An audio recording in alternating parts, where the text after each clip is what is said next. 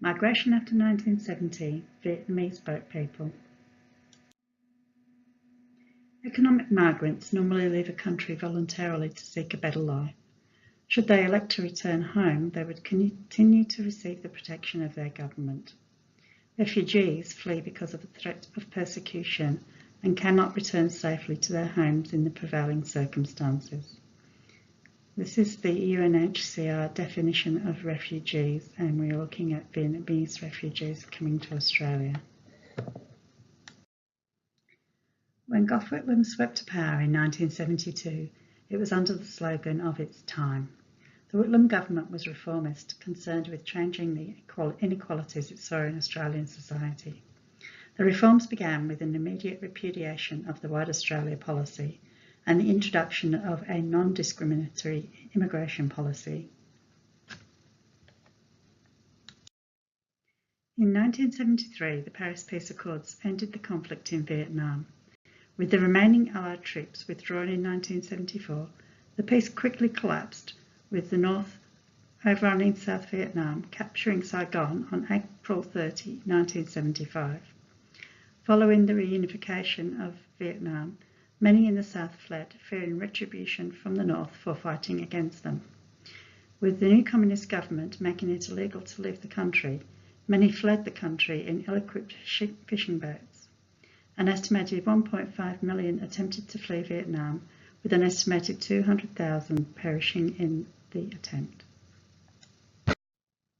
The countries in the region did not want the refugees and often towed their boats back out to sea.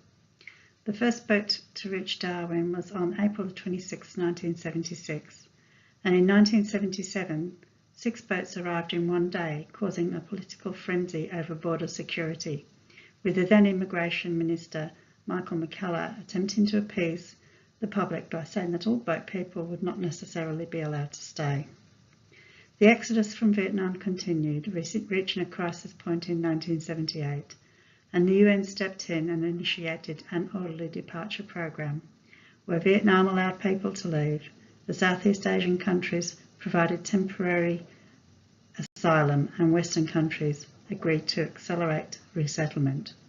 The worst of the crisis was over, with boat departures dropping to a few thousand people a month. The arrival of the Vietnamese refugees in Australia caused mixed reactions.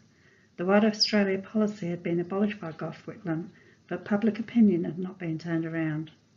The government's decision to resettle the Vietnamese refugees was supported by the church, academics and some media, but the memory of the war in Vietnam was still recent, and many Australians had been touched by loss in some way from this conflict.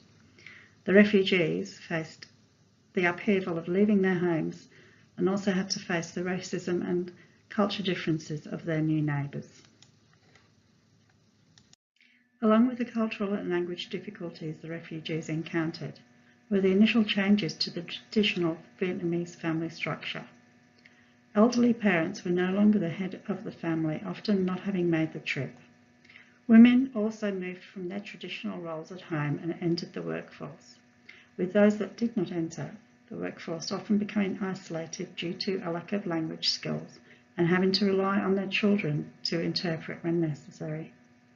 Over the 40 years since the first Vietnamese arrived in Australia, they have become a welcome part of multicultural Australian society, adapting to the social and cultural conditions of Australia while retaining their distinct Vietnamese culture.